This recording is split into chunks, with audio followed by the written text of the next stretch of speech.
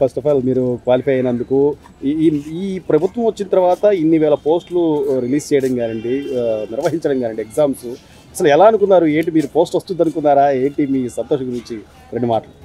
First of all ఈ గవర్నమెంట్కి చాలా థ్యాంక్స్ అండి. ఫస్ట్ సంతకం మెగా డిఎస్సి మీద పెట్టి మాకు ఈ అవకాశాన్ని కల్పించినందుకు మాకు చాలా సంతోషంగా ఉంది. నా పేరు మనీషా, మాది కృష్ణా డిస్ట్రిక్ట్ అవనిగడ్డ. మా బ్యాక్గ్రౌండ్ మా ఫాదర్ డ్రైవర్ అండి. ఇన్ని ఎక్కువ పోస్టులు తీయడం వల్ల ఫస్ట్ ఆఫ్ ఆల్ మాకు కాన్ఫిడెన్స్ వచ్చింది, జాబ్ మేము ఖచ్చితంగా సాధించగలుగుతాము అని. నా మార్క్స్ కూడా 90.4 అండి.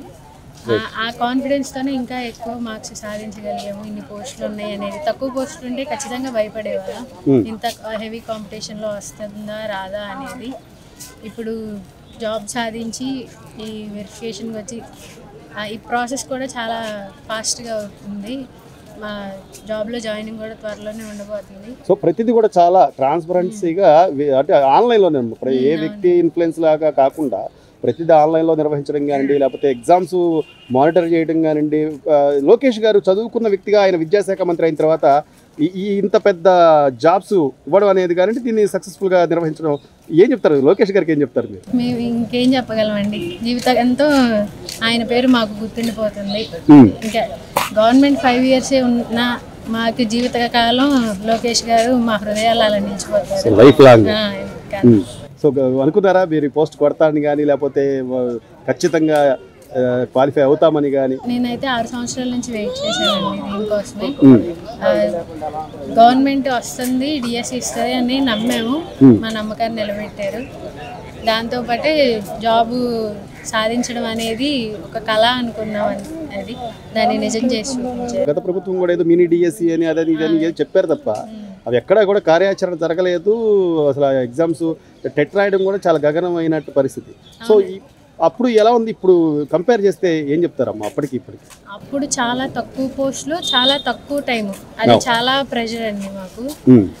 ఎంత అంటే ఎలక్షన్ ముందు ఇచ్చిన డిఎస్సికి ఒక్కొక్కరికి చదవాలి అన్నా సరే ముందు భయం. ఈ పోస్టులు చూసి ఎలా అయితే కాన్ఫిడెన్స్ వచ్చిందో అప్పుడు పోస్టులు, అప్పుడు టైం చూసి మాకు అంత భయం కలిగింది. గవర్నమెంట్ రాగానే కూడా డిఎస్సి అన్నారు, మేము టెట్ అడిగాం, మళ్ళీ టెట్ ఇచ్చారు. ఎస్సీ వర్గీకరణ అన్నారు, దాన్ని కూడా సమర్థవంతంగా నిర్వహించి వీలైనంత త్వరగా డిఎస్సి ఎగ్జామ్ పెట్టారు. మాకు పోస్టింగ్ ఇవ్వడానికి కూడా చాలా త్వరగానే సన్నాహాలన్నీ జరుగుతున్నాయి. ఒకవైపు చంద్రబాబు నాయుడు గారు కానీ ఆయన రాగానే మొదట సంతకమే మెగా డిఎస్సి మీద పెట్టడం కానీ, తర్వాత ఆయన వారసుడిగా కానీ లేకపోతే యువ నాయకుడిగా కానీ లోకేష్ గారు వర్క్ స్టైల్ ఎలా అనిపిస్తుందమ్మా? చాలా బాగుందండి. ఎడ్యుకేషన్ డిపార్ట్మెంట్ మొత్తంలోనూ మార్పులు కనిపిస్తున్నాయి ఇప్పుడు. మాకు చాలా సంతోషంగా ఉంది. ఎప్పుడెప్పుడు వెళ్ళి మేము అందులో పాలు పంచుకుంటాం, భాగస్వాములు అవ్వాలి. సో సంతోషమే, గవర్నమెంట్ టీచర్గా మీరు క్వాలిఫై అయిపోయారు. ఏం చెప్తారు చివరిగా లోకేష్ గారికి ఏం చెప్తారు? మేము చెప్పగలిగింది ఒకటేనండి, జీవితాంతం ఆయనకు రుణపడి ఉంటాం. సంతోషంగా ఉందండి. దాదాపు 6 సంవత్సరాల వరకు మనకు డిఎస్సి అనేది లేదు. ప్రస్తుతం ఉన్నటువంటి పరిస్థితుల్లో ఒక్కొక్కసారి బీఈడి ఎందుకు చదివని బాధపడినటువంటి రోజులు కూడా ఉన్నాయి. కానీ ఈ గవర్నమెంట్ వచ్చిన తర్వాత మళ్ళీ 16,347 పోస్టులు వేశారు. మళ్ళీ ఈ టీచర్ కోర్స్ చదివే వాళ్ళు మళ్ళీ వాళ్ళలో ఆనందం అనేది వ్యక్తమవుతూ ఉంది. మరి గవర్నమెంట్ కూడా ప్రతి సంవత్సరం కూడా డిఎస్సి వేస్తారని చెప్తూ ఉంది. ఇది డిఎస్సి బీఈడి చదివినటువంటి అభ్యర్థులకు ఇది ఒక శుభ పరిణామంగా మనం చెప్పుకోవచ్చు. మరి ఎంతోమంది పేద విద్యార్థులకి ఈ డిఎస్సి అనేది ఒక వరలాగా ఉంటుంది. మరి మట్టిలో మాణిక్యాలలాగా మరి టాలెంట్ ఉన్నటువంటి వ్యక్తులు బయటకు వస్తూ ఉన్నారు. మరి ప్రతి సంవత్సరం కూడా గవర్నమెంట్ ఇలాగ డిఎస్సి వేసి ఇలాగ బీఈడి టీటీసీ విద్యార్థుల్ని ఆదుకోవాలని గవర్నమెంట్ వారికి మనవి చేసుకుంటాం. సో గత 5 ఏళ్ల కాలంలో సార్ ఇన్ని వేల పోస్టులు ఉంటే రిక్వైర్మెంట్ ఉన్నా కూడా చేయకుండా ఏదో మినీ డిఎస్సి అని చెప్పి, లేకపోతే ఏదో టెట్ ఎగ్జామ్స్ అని ఇక వేరే స్టేట్లకి వాళ్ళకి ఎగ్జామ్స్ సెంటర్స్ వేసి అంత ఇబ్బంది పెట్టాల్సిన అవసరం దానికి పైగా ఇద్దరు చేశారు, విద్యాశాఖ మంత్రిగా ఇద్దరు చేశారు. ఈ రోజున ఒక్కడు లోకేష్ గారు నిలబడి ఇన్ని వేల పోస్టులు ఇంత ఇదిగా చేయడం ఎలా అనిపిస్తుంది? ఇక్కడ కావాలని లోకేష్ గారు ఛాలెంజ్గా విద్యాశాఖ మంత్రిగా తీసుకున్నారు. మరి ఎంతోమంది చదువుకున్నటువంటి వ్యక్తులు నిరుద్యోగులుగా ఉన్నారు. మరి వేరే గ్రూపులు చదివినటువంటి వాళ్ళు ఇంజనీరింగ్ చేస్తే వాళ్ళు ఏదో సాఫ్ట్వేర్లు ఏదో రంగంలో స్థిరపడుతున్నారు. కానీ బీఈడి టీటీసీ చేసినటువంటి విద్యార్థులు ఎందుకు చదివామని బాధపడినటువంటి రోజులు కూడా మనం గత 5-6 సంవత్సరాలు మనం గమనిస్తూ ఉన్నాం. కానీ మరి పాదయాత్ర చేసినప్పుడు మరి లోకేష్ గారు కూడా చెప్పారు, యువగళం పాదయాత్రలో మరి ఖచ్చితంగా డిఎస్సి వేస్తాను ప్రతి సంవత్సరం అని కూడా చెప్పారు.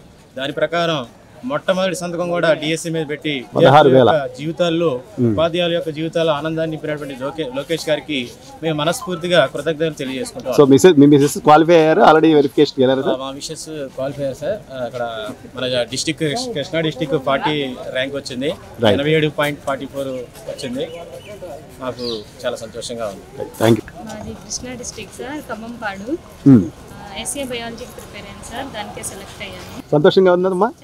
అనుకున్నారా మీరు ఇన్ని పోస్టులు వదులుతారు, ఈ కూటమి ప్రభుత్వం వచ్చిన తర్వాత ఇన్ని పోస్టులు వస్తాయి, నేను ఒక గవర్నమెంట్ టీచర్ అవుతాను? చంద్రబాబు సార్ ఏం చెప్తే ఖచ్చితంగా చేస్తూనే ఉన్నారు అనుకున్నాను సార్. ఖచ్చితంగా నేను కూడా అన్నాను సార్, చంద్రబాబు ప్రభుత్వం వస్తేనే నీకు ఏదైనా వస్తుందని మా పాపాయికి చెబుతూనే ఉన్నానండి. ఇప్పటి నుంచో కష్టపడు, ఏదైనా సాధించగలుగుతాం. చంద్రబాబు నాయుడు ప్రభుత్వం వస్తే ఏదైనా ముందుకెళ్ళిద్ది. అమరావతి అయినా ఏదైనా సాధ్యపడాలంటే చంద్రబాబు నాయుడు వల్లే అయింది, ఇంకెవరి వల్ల కాదు అని మేము ఎంతో నమ్ముతాం సార్. సో వీటి మీద కూడా సార్ ఇవి కూడా అవ్వకూడదు, ఎగ్జామ్స్ జరగకూడదని ఎన్నో కేసులు కూడా వేసిన పరిస్థితి అయినా కూడా దాన్ని తట్టుకొని ఈ రోజున వాళ్ళు ఏదైతే చెప్పారో మొదటి సంతకం ఆయన ఎలా అయితే పెట్టాడో దాని మీద ఇప్పుడు ఇన్ని వేల పోస్టులు ఇంత పారదర్శకంగా ఊహించలేదు సార్ మేము అసలుకి. చంద్రబాబు నాయుడు గారు ఈ విధంగా పిల్లలందరికీ ఈ విధంగా సంతోషంగా తెచ్చారంటే చాలా పెట్టారు, అది నెరవేర్చుకున్నారు. ఆయన ఏది చెప్తే అది జరుగుతుంది సార్. అంటే మీరు చదివేటప్పుడు కానీ లేకపోతే ఎగ్జామ్ రాసిన తర్వాత కానీ ప్రతిదీ కూడా అనుకున్నారమ్మా, అంటే ఇంత జాగ్రత్తగా లోకేష్ గారు యువ నాయకుడిగా అయ్యి ఉండి కూడా ఆయన ఇంత విద్యాశాఖ మంత్రిగా చాలా జాగ్రత్తగా ఇంకా మేమే చూసుకోవచ్చు. మేము అప్లై చేసింది కూడా ప్రతిదీ మేమే చూసుకునేటట్టు లాగిన్ పెట్టారు. మేమే క్యాండిడేట్ లాగిన్ అయ్యేటట్టు, అంటే ఎక్కడికి వెళ్ళకుండా మన ఫోన్లోనే చూసుకోవచ్చు ఏమన్నా ఇబ్బంది ఉన్నా కానీ. సో ఎప్పటి నుంచి ప్రిపేర్ అవుతున్నారు ఏంటి మీరు? నేను 2 years నుంచి ప్రిపేర్ అవుతున్నాను సార్. ఫస్ట్ అయితే తెలుగు ప్రిపేర్ అయ్యా, ఎక్కువ పోస్టులు ఉన్నాయేమో అని. తర్వాతకి సైన్స్ 150 ఉన్నాయి కృష్ణా డిస్టిక్ లో. ఇంకా వెంటనే షిఫ్ట్ అయిపోయి 3 months లోనే గట్టి కూర్చొని పామర్ వెళ్ళి చదువుకున్నాను. సో 3 నెలల్లో మీరు ఇంత బాగా చదివారంటే ఏదో అంటే మీ నాన్నగారి కోరిక లేకపోతే ఏంటమ్మా? డాడీ కోరికే సార్. చిన్నప్పటి నుంచి బాగా కష్టపడతామండి మేము. మామూలుగా కూలి పని చేసుకుని చదువుతాం. మా పాపాని ఈ విధంగా ఎగ్జామ్ రాసిందంటే మాకు చాలా సంతోషంగా ఉందండి. మీ కళ సార్, మీ కళ సాకారం చేసింది మీ బిడ్డ. సంతోషంగా ఉన్నారా సార్? లోకేష్ గారికి చాలా ధన్యవాదాలు అండి. చంద్రబాబు నాయుడు గారికి చాలా ధన్యవాదాలు. చాలా ఎమోషనల్ అవుతుంది. అమ్మ పాపకు పెట్టమ్మా, చెప్పమ్మా. చెప్తాను మ్యారేజ్ గురించి ఏదో అంటున్నారు. మ్యారేజ్ అంటే డిగ్రీలో మ్యారేజ్ అయిపోయింది. డిగ్రీ మ్యారేజ్ అయిన తర్వాత డిగ్రీ చేసి బీఈడీ చేసి పీజీ చేసి ఇప్పుడు టీచర్ పోస్ట్ కోసమని ఇన్నాళ్ళు వెయిట్ చేసి. సో మీ వారు కూడా బాగానే సహకరించినట్టు. పిల్లలమ్మా, పిల్లలు ఉన్నారా? పిల్లలు మా బాబుకి 9 years.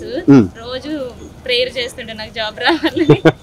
ఆయన టెన్షన్ పడిపోతుండే నా కోసం. మీ బాబు గ్రేట్.